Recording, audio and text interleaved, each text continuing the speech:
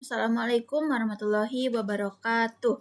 Perkenalkan, nama saya Sinta Amelia dengan NPM 241302403. Jadi saya dari kelompok 2 mendapatkan materi yaitu untuk menjelaskan materi sel tumbuhan.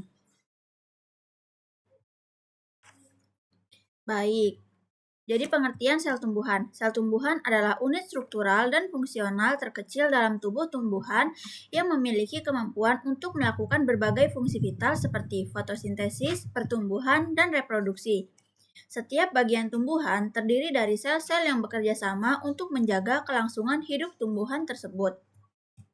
Lalu fungsi utama yaitu memproduksi energi melalui fotosintesis, penyimpanan cadangan makanan dan air, serta transportasi air dan nutrisi ke seluruh bagian tumbuhan. Lalu karakteristiknya, tumbuhan memiliki dinding sel yang keras, vakuola yang besar, dan kloroplas yang memungkinkan mereka untuk melakukan fotosintesis. Struktur sel tumbuhan. Yang pertama ada dinding sel. Terbuat dari selulosa, memberikan kekuatan dan perlindungan pada sel, menjaga bentuk sel dan memberikan dukungan struktural bagi tumbuhan.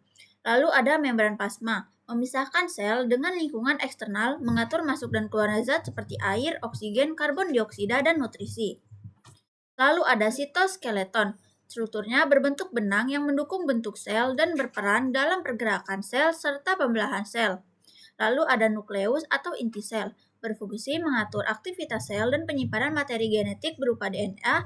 Nukleus mengontrol proses pembelahan sel dan produksi protein.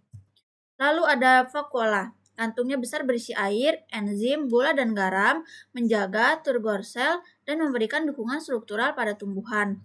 Dalam beberapa kasus, vakuola ini berfungsi sebagai tempat penyimpanan cadangan makanan. Terus ada nukleus, berfungsi mengatur aktivitas sel dan penyimpanan materi genetik berupa DNA. Nukleus mengontrol proses pembelahan sel dan produksi protein. Nah, di sini ini ada gambar sel hewan, di mana bagian-bagiannya itu ada ribosom, silium, membran inti, retikulum endoplasma halus, nukleoplasma, nukleus, membran inti, lalu ada retikum endoplasma kasar, mitokondria, vesikel sektori, badan Golgi, perokisom, sitoplasma, ribosom, dan sentriol. Selanjutnya ada sel tumbuhan. Bagian-bagiannya itu bisa dilihat pada gambar. Ada membran sel, retikulum endoplasma halus, retikulum endoplasma kasar, sitoplasma, sitoskeleton, dan lain-lain. Bisa dilihat pada gambar.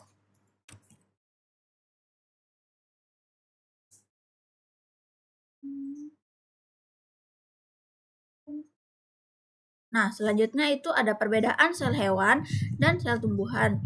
Jadi di dua gambar ini adalah dua sel yang berbeda. Nah, yang pertama itu sel tumbuhan. Perbedaannya di dinding sel. Di sel tumbuhan ada terbuat dari selulosa dan sel hewan tidak ada. Lalu kloroplas. Di sel tumbuhan itu ada untuk fotosintesis dan di sel hewan tidak ada. Lalu vakuola di sel tumbuhan itu ada besar dan untuk menyimpan air, sedangkan di sel hewan itu kecil dan tidak ada. Lalu bentuk selnya, sel tumbuhan itu cenderung tetap dan kaku, kalau sel hewan lebih fleksibel dan berubah bentuk. Lalu yang terakhir itu penyimpanan energinya.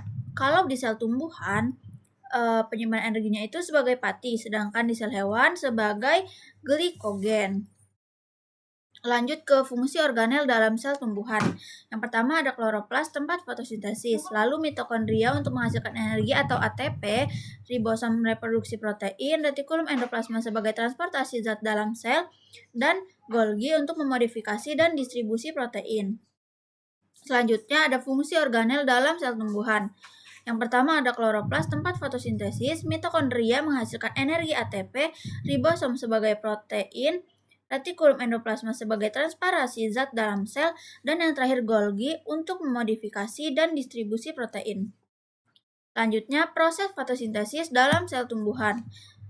Step-stepnya itu terjadi di kloroplas menggunakan cahaya matahari untuk mengubah CO2 dan H2 menjadi glukosa dan O2.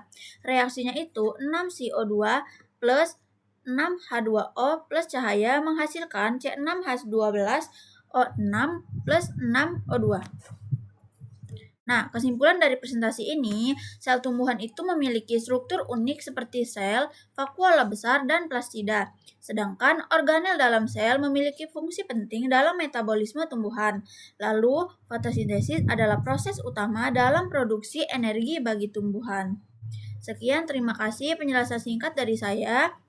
Jika ada kesalahan kata saya mohon maaf, saya akhiri. Wassalamualaikum warahmatullahi wabarakatuh. Intan jangan ngomong dulu belum.